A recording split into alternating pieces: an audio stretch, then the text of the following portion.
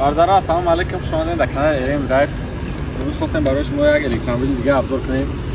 Мошини имрӯзаи мо Jack Aion S Plus соли 2026. Дар бораи электромобилҳо в целом чӣ гуфтанем? Электромобил ҳозир дидестем ки нархаш дар Тоҷикистон дар бозор чӣ қимат шидагиад. Ай ҳисоби ки мисол якум дараҷаш, ай ҳисоби ки бензин қимат шидагиад, ҳамон ҳисоб чикагиад.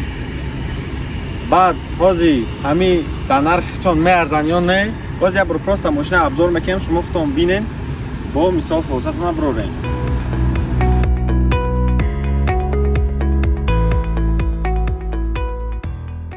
Машини имрӯзаи мо Jack Aion S Plus. Ин машин дорад се поколени. Aion S дора, Aion S Plus дора, Aion S Max. S-ш як поколени пеша ияй. S Plus-ш инай машинай, S Max-ш бо як та боли комфортни luxury edition мурикаги. خب نیاز ما یا برای برنای ماشین بردیم که ماشین ای برن ویدی خچه داره ویدی خچه نداره نه ویدی خچه داره و نه کی یک مینوسی اساسیش در چی ما فکر میکنم در پستیش با حسابی که باتریکش خیلی خندگی کلیرنسش از زمین خیلی پسته مینوسی این مینا سیدنش در همه میبینیم در پستی در پس بدنش اتاک این ماشین ویدیوش نرمال با یک گاباریتا داره فراش میشود دلوپا با یک گاباریتی نی پیشش وقتی های میکنی با گریون میشود بالونش رازمری 17 بالونش رازمری 17 دیسکوش پرستیژ دیسکو خیلی خوشم میشود جای زرانیکش اصلی پیش کردگی بعد با یک چیزی یک کم ترک کمبودی هم بگیم خطا نمیکنیم همین بکاویشون خیلی درازی بعد شده یعنی درازی بعد اومدگی که همین میشد میکنه میتونی که در اون ماشین بزنی پلیبون اون چیز پرابلم میچست نیتال کده ایون دم لوبوی ماشین همین باکاوی کم ترگای کلون باشه لوبوی ماشین میزنی یا اون مثلا اون جسر میکنی انا مینوسش با همین کی فقط همین چیز درست تره که با فونکسیون قچاوی نداره یا چی همین خیلی بسکلچوی دوستو این ماشین ای پرش نمیاد ویدیوش بعد یک چی دیگه اهمیت دادم بردارم باگاژش خیلی کلونای باگاژ هم یه بار پیش بیاد یک الکترومبیل منو همش تقسیم میشه هم بسیارش اینا باگاژش کلونیش دا گاب ندارم مثلا خیلی کلونای باگاژش достаточно کلونای باگاژش یو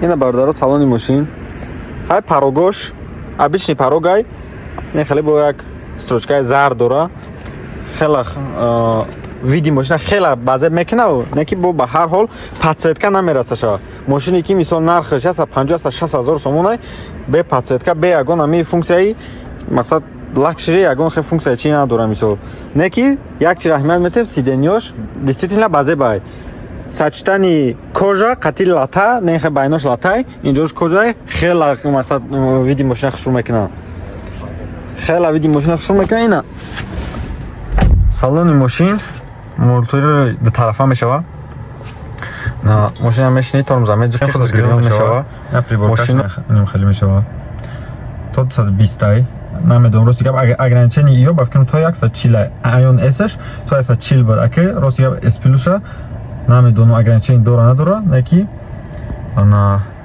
S-ш мақсад ограничение дошт баъд ё доран д намуд нехе монитор калон ва монитор майда ина ин машини ҳозир дидестаги мо ин машин мониторш майда монитор калон ай монитор майдаш чанд ха фарқ мекунад 10000 сомон фарқ мекунад ина меай фарқшон монитор калонаш бо 10000 айда қиматтарак мешава ина салонаш хай салони просторни ин хеле бо ҷои мисол чашкамонак дора инҷа хай бо ягон кашилока ягон чиз дига мемонӣ мисол инҷа дам мисол подлокотникшам подлокотники кушодай мисол ягон чиз монда методи хай салонашам достаточно просторне бо як функсия дора ки ана панорамадор бо бе панорама мешава ина имрӯза машинаи имрӯзаи мо панорама дора мисол хай панорамаш хай ҳуй мешава ки боз як чиз дига ки бародаро ираби металлаби просто ираби ками никачество будани